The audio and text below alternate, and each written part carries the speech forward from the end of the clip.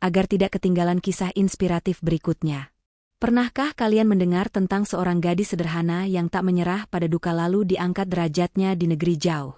Inilah kisah Farah. Farah lahir dari keluarga yang biasa saja. Tidak kaya dan tidak pula miskin. Rumahnya berdiri di gang kecil yang selalu wangi tanah basah selepas hujan.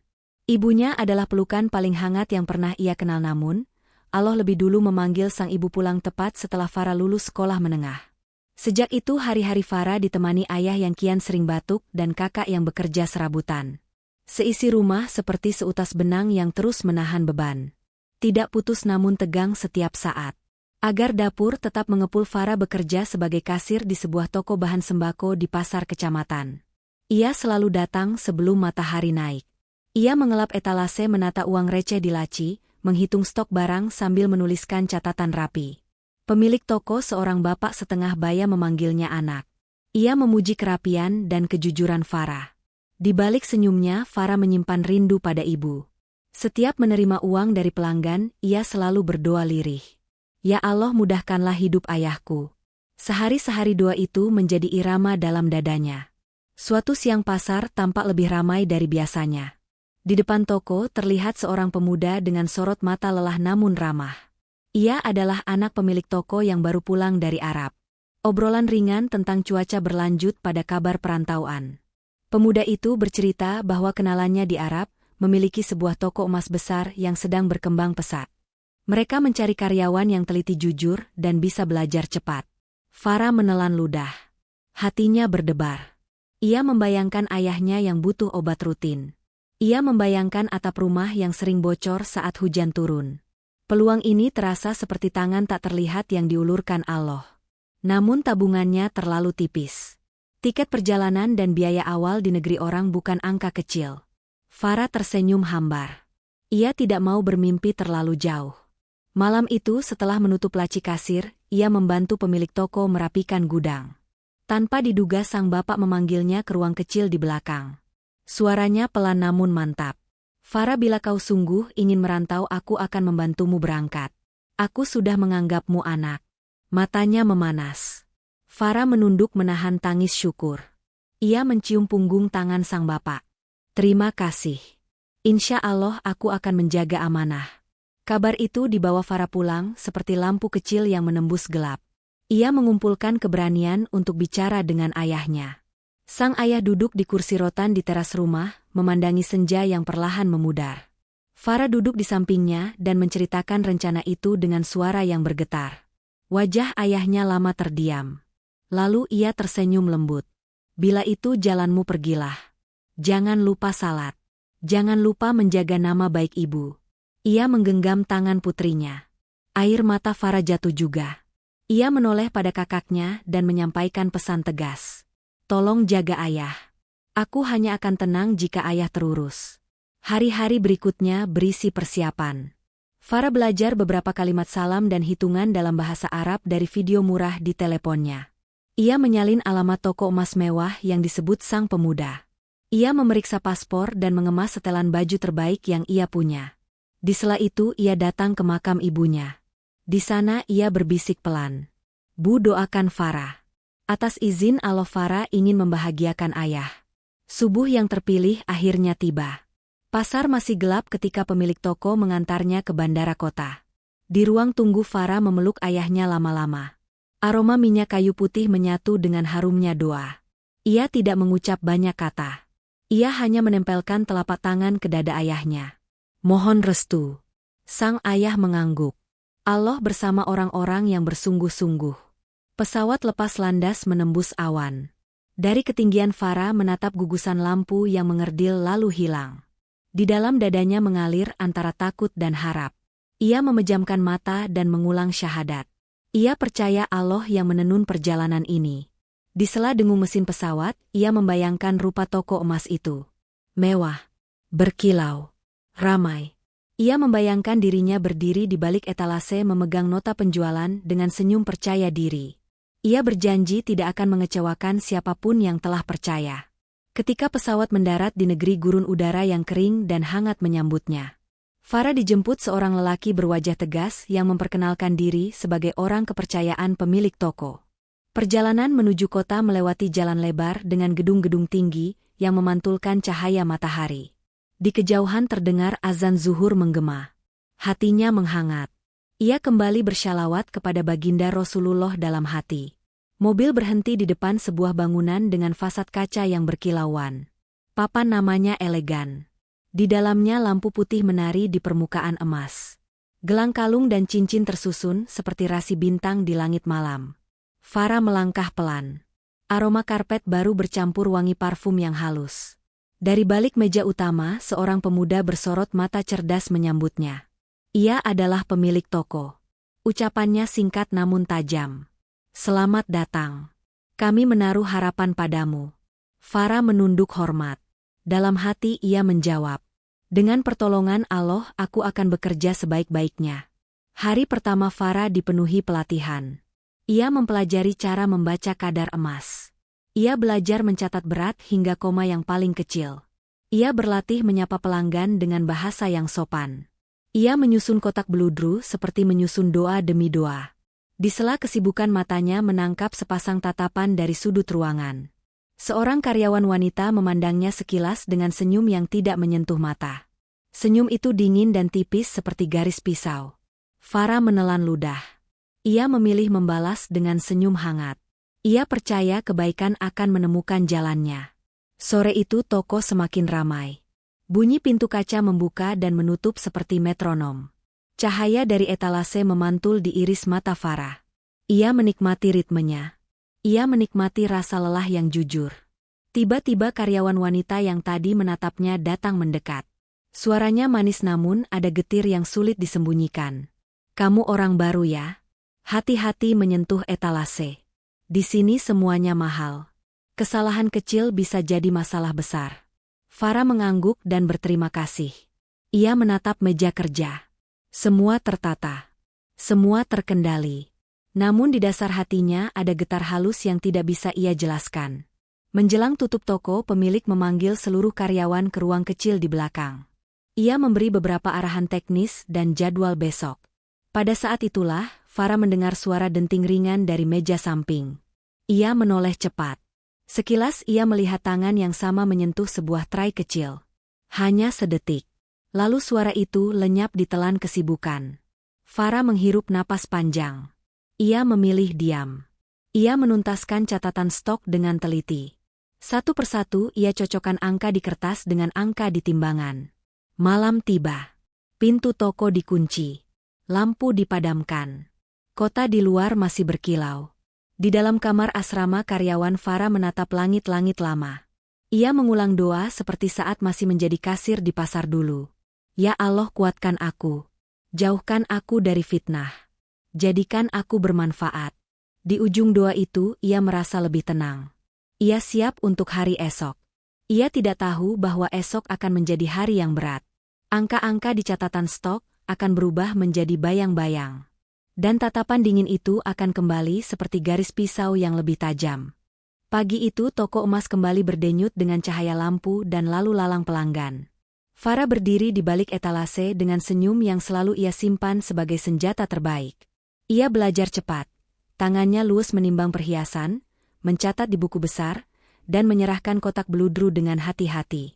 Para pelanggan mulai mengenalnya. Ada yang memuji ramah tamahnya, ada pula yang senang karena ia begitu sabar melayani. Namun di antara tatapan kagum, ada satu tatapan yang menusuk seperti jarum halus. Tatapan dari seorang karyawan wanita yang sejak awal tidak menyukainya. Wanita itu bernama Laila, karyawan lama yang sudah bertahun-tahun bekerja di toko itu. Laila merasa posisinya tergeser oleh kehadiran gadis muda asal Indonesia itu. Senyum Farah yang tulus seolah menjadi cermin bagi kepahitan yang Laila simpan. Hari-hari berlalu, dan semakin hari toko itu semakin ramai. Farah bekerja giat, seakan ia tahu hidup ayah dan kakaknya bergantung pada setiap langkahnya.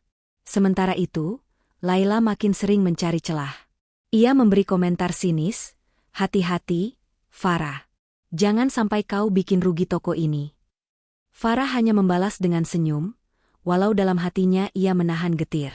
Ia tidak mau memperpanjang masalah. Sampai pada suatu sore, badai itu benar-benar datang. Saat pemilik toko menghitung ulang stok, Ia terkejut. Beberapa gram emas hilang dari etalase. Semua karyawan dipanggil ke ruang belakang. Suasana hening, hanya suara detak jam di dinding yang terdengar. Pemilik toko, Ahmad, menatap satu persatu wajah pegawainya. Siapa yang bertanggung jawab? Suaranya tegas. Laila dengan cepat memandang ke arah Farah. Bibirnya melengkung licik.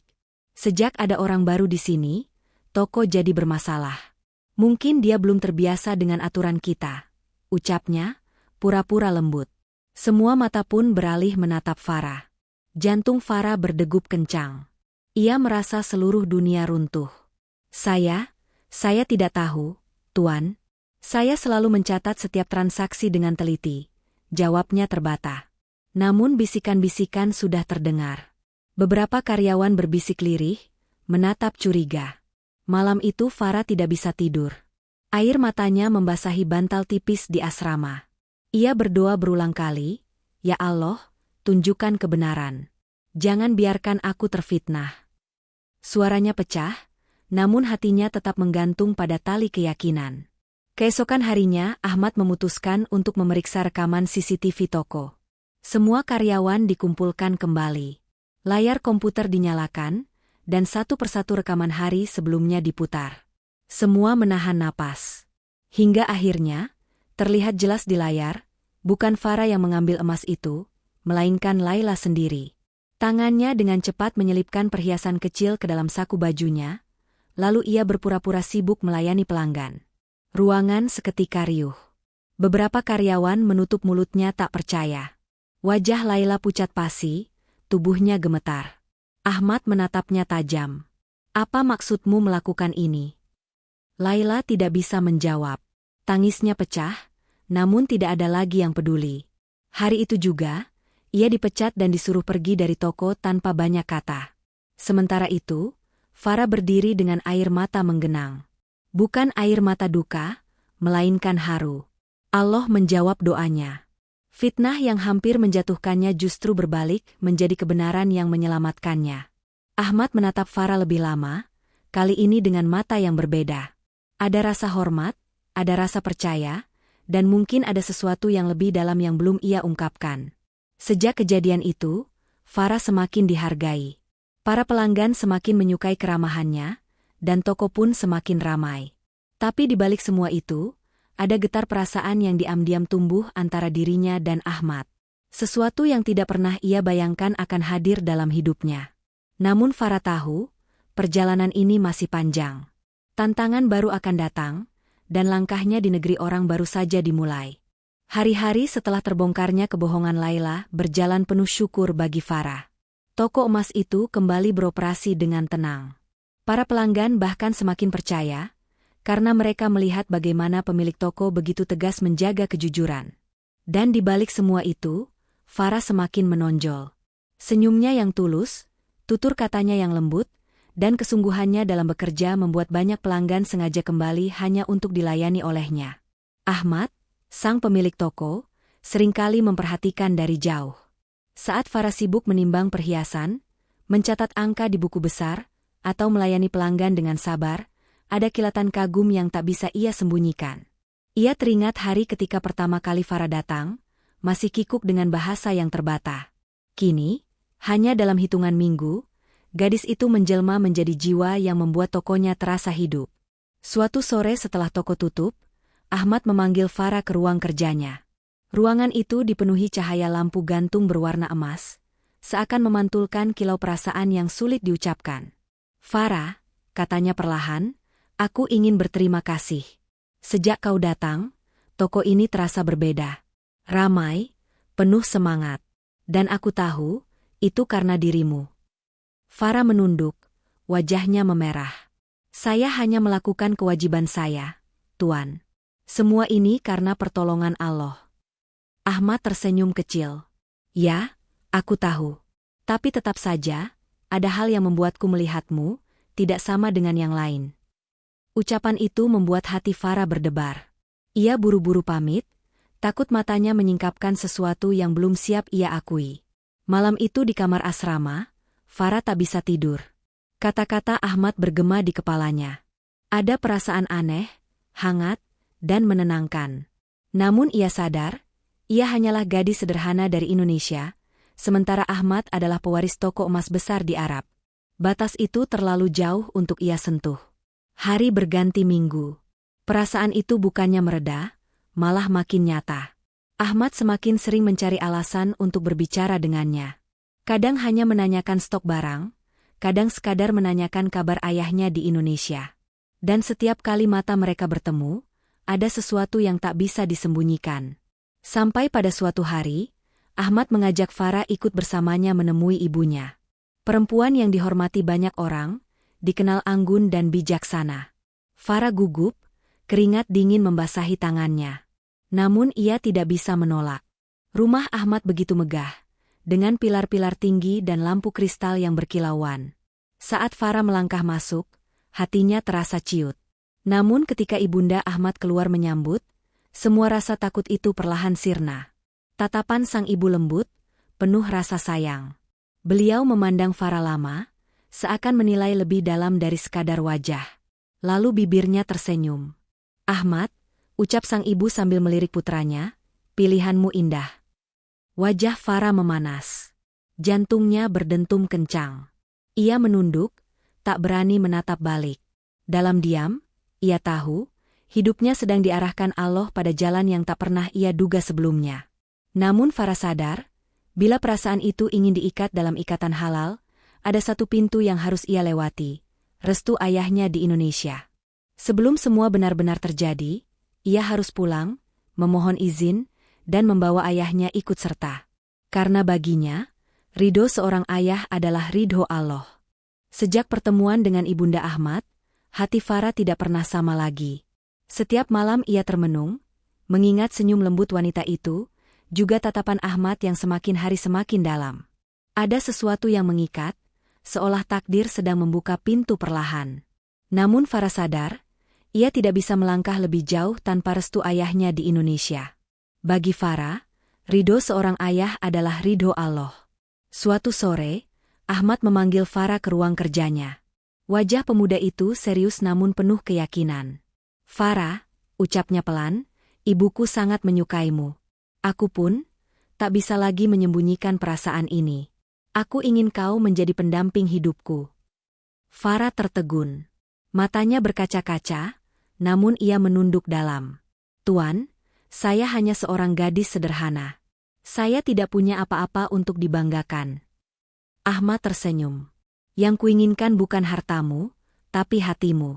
Tapi aku tahu, langkah ini tidak boleh kita ambil tanpa restu ayahmu." Ucapan itu membuat hati Farah bergetar. Malam itu ia berdoa lama sekali. Di hadapan Allah ia bersujud, memohon petunjuk. Dan di dalam sujud itu, ia merasa semakin yakin. Ia harus pulang, menemui ayahnya, membawa kabar besar ini. Beberapa hari kemudian, Ahmad menyiapkan perjalanan pulang untuknya. Dengan hati yang berdebar, Farah kembali menginjak tanah kelahirannya. Udara kampung yang lembab dan harum tanah basah seolah menyambutnya pulang. Rumahnya masih sama, sederhana, berdinding kayu, dengan kursi rotan tua di teras. Ayahnya duduk di sana, tubuhnya makin kurus, wajahnya dipenuhi garis usia. Melihat Farah pulang, mata tua itu berkaca-kaca. "Anakku," bisiknya lirih. Farah segera memeluk ayahnya, menahan tangis. "Ayah, maafkan Farah lama tak pulang.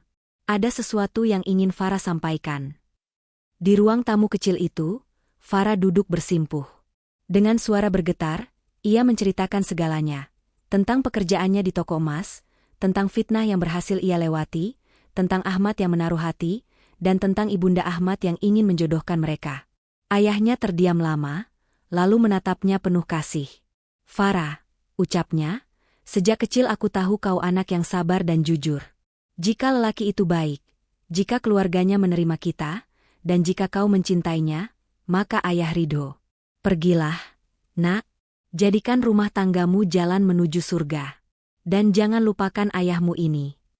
Tangis Farah pecah, ia meraih tangan ayahnya, menciumnya berkali-kali. "Terima kasih, ayah. Restumu adalah kebahagiaan terbesar dalam hidupku." Namun ayahnya melanjutkan dengan suara lemah, "Tapi aku tak ingin jauh darimu. Jika kau menikah dengannya, bawalah aku bersamamu. Aku ingin menghabiskan sisa umurku di sisimu, di negeri yang membuatmu bahagia. Hati Farah bergetar. Ia memeluk ayahnya erat. Insya Allah, ayah. Farah akan membawamu ke sana.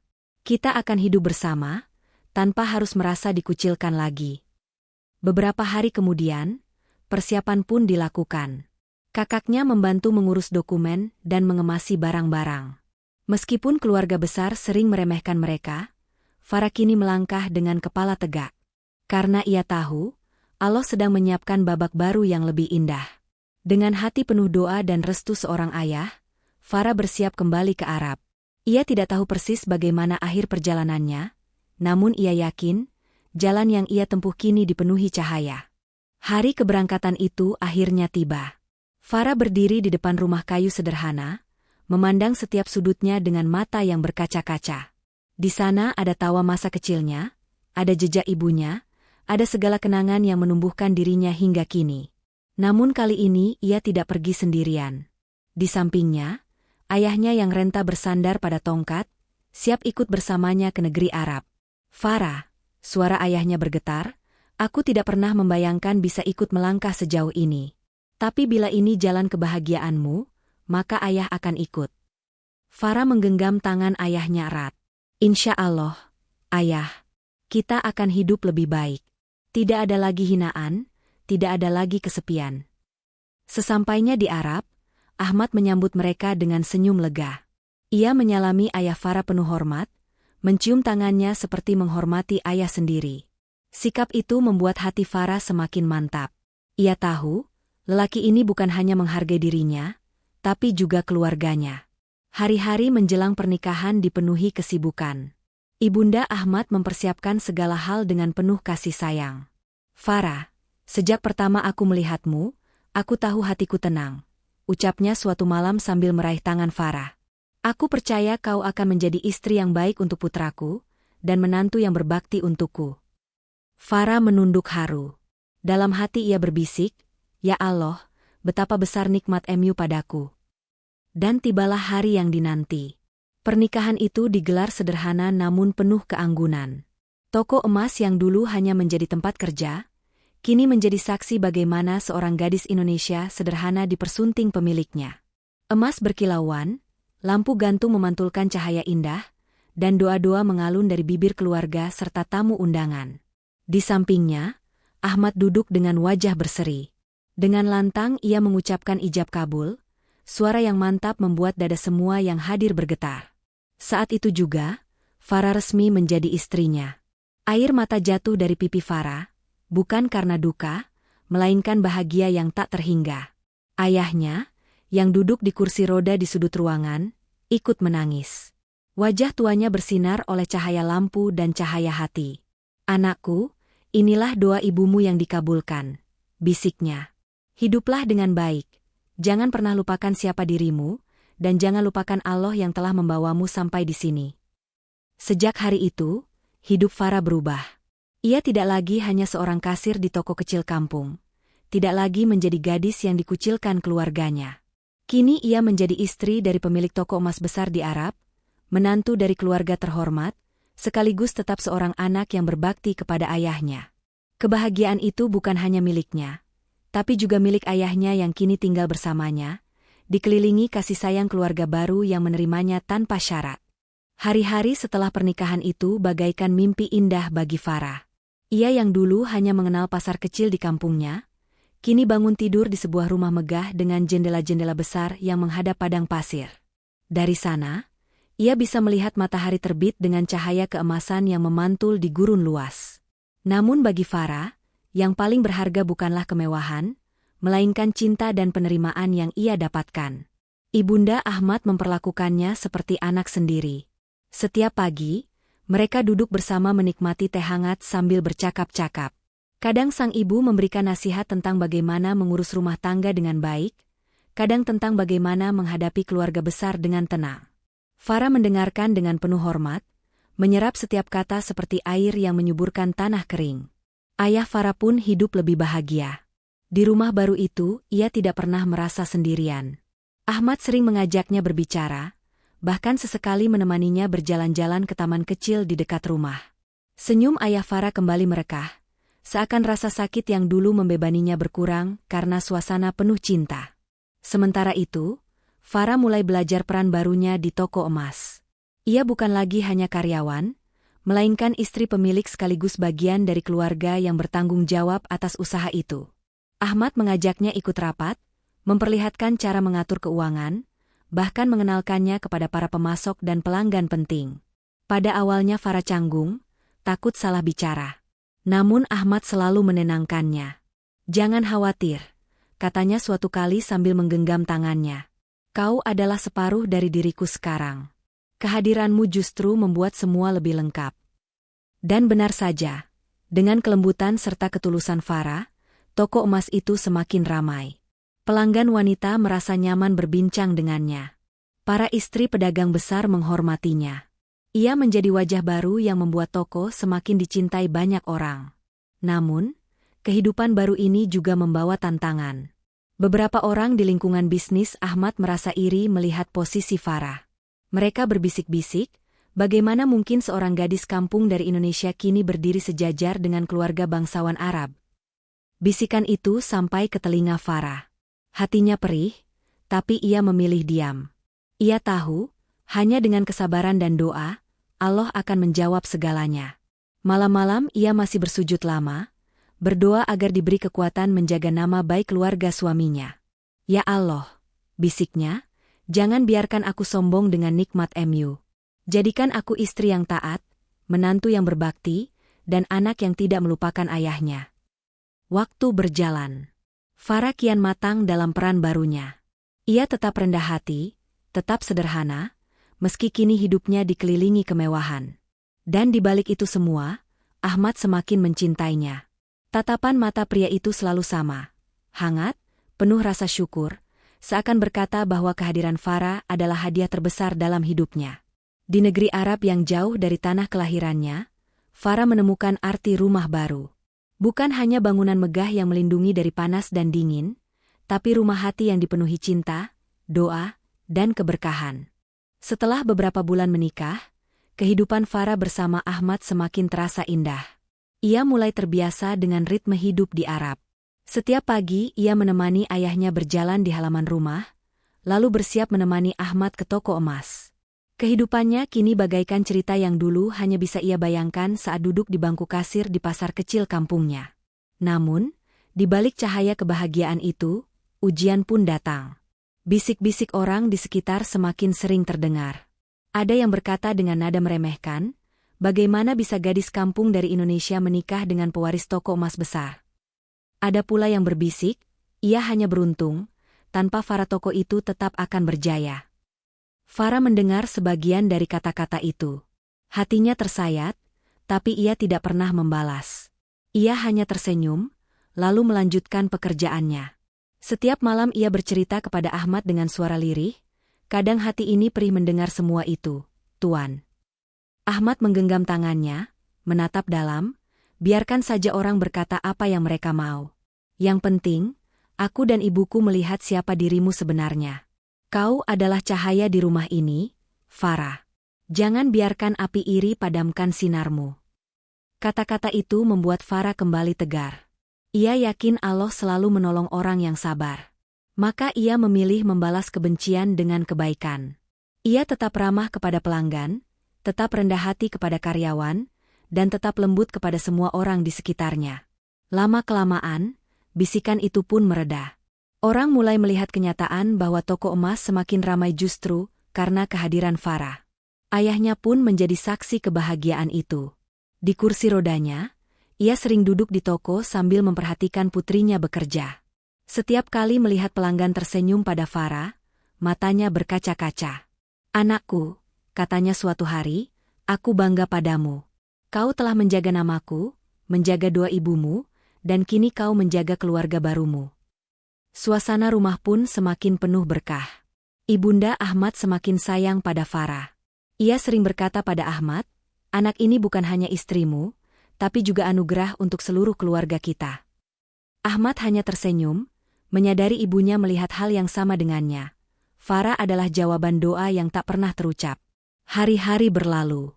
Ujian demi ujian datang, namun selalu berakhir dengan kemenangan kecil bagi Farah.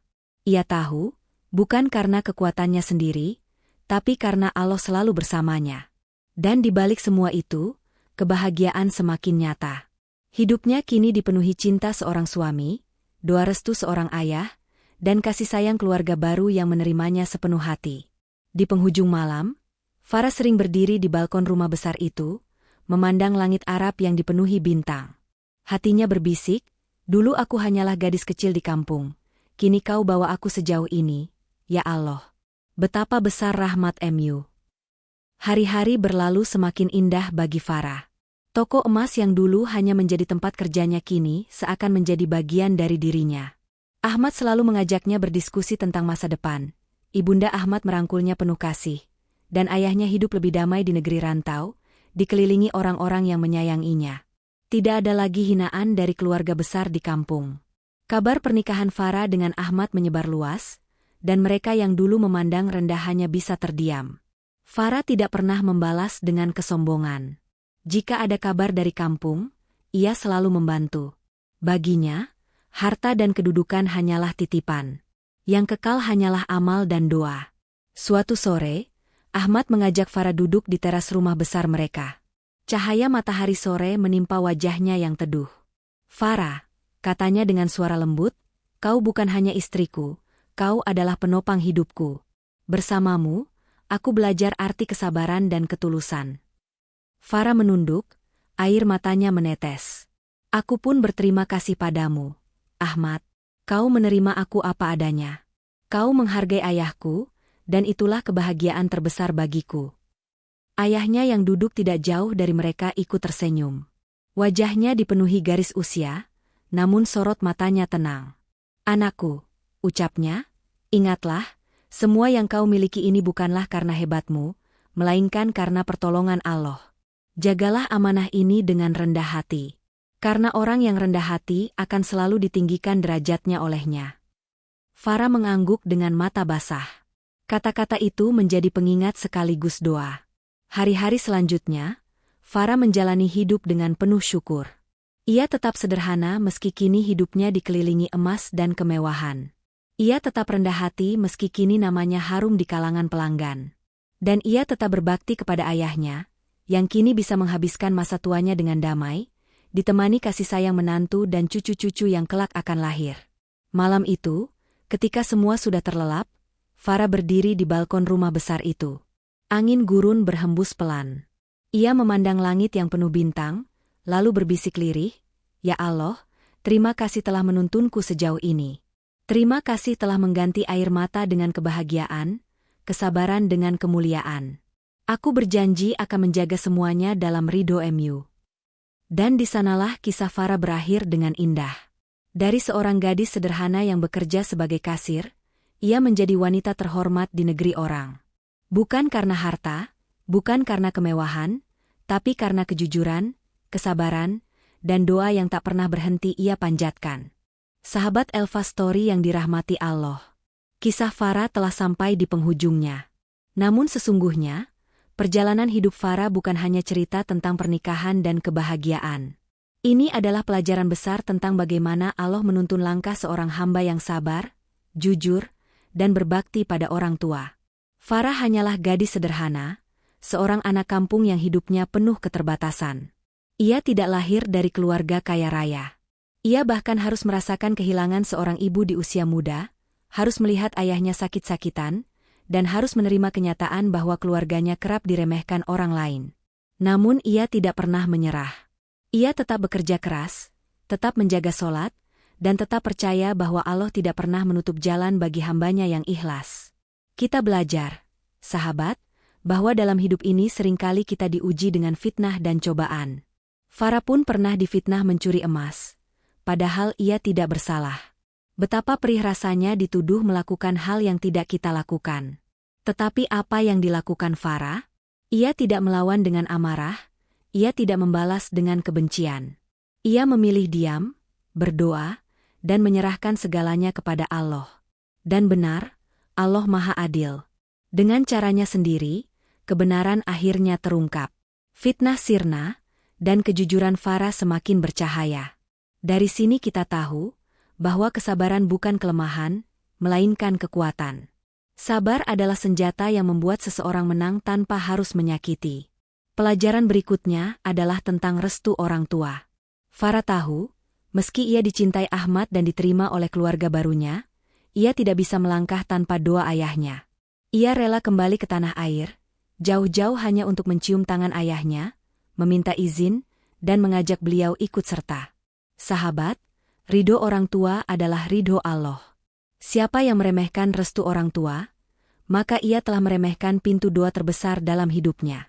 Dan siapa yang berbakti, Allah akan muliakan jalannya. Lihatlah bagaimana hidup Farah berubah. Dari seorang kasir di toko kecil, ia menjadi istri pemilik toko emas besar di Arab. Dari seorang anak yang kerap dipandang rendah, ia menjadi menantu yang dimuliakan. Dan dari seorang gadis yang hidup penuh keterbatasan, ia kini hidup dalam kelimpahan. Semua ini terjadi bukan semata karena keberuntungan, tapi karena Allah mengangkat derajat hambanya yang jujur, sabar, dan berbakti. Sahabat Elva Story, mari kita renungkan. Berapa kali kita merasa hidup ini tidak adil? Berapa kali kita merasa rezeki terhambat, doa tidak terkabul, atau fitnah datang menghantam? Ingatlah kisah Farah. Jangan pernah lelah bersabar. Jangan pernah berhenti berdoa. Karena Allah tidak pernah tidur. Allah selalu mendengar, dan Allah selalu menepati janjinya. Kisah Farah adalah cermin bagi kita semua. Bahwa seberat apapun perjalanan, jika kita ikhlas, sabar, dan menjaga hati dari iri dengki, maka jalan keluar akan datang. Dan bila kita menjaga ridho orang tua, Allah akan menjaga kita di setiap langkah. Maka, sahabat, mari kita belajar dari Farah. Mari kita jaga kejujuran dalam pekerjaan. Mari kita rawat kesabaran dalam menghadapi fitnah. Mari kita cari ridho orang tua. Dan mari kita perbanyak doa serta syukur kepada Allah. Karena sejatinya, bukan harta atau kedudukan yang membuat hidup kita mulia, melainkan hati yang selalu terpaut kepadanya. Semoga kisah ini menjadi pengingat bahwa tidak ada doa yang sia-sia, tidak ada sabar yang tak berbuah, dan tidak ada bakti yang tidak dibalas. Farah telah membuktikan itu. Dan kini giliran kita untuk menapaki jalan yang sama. Wassalamualaikum warahmatullahi wabarakatuh.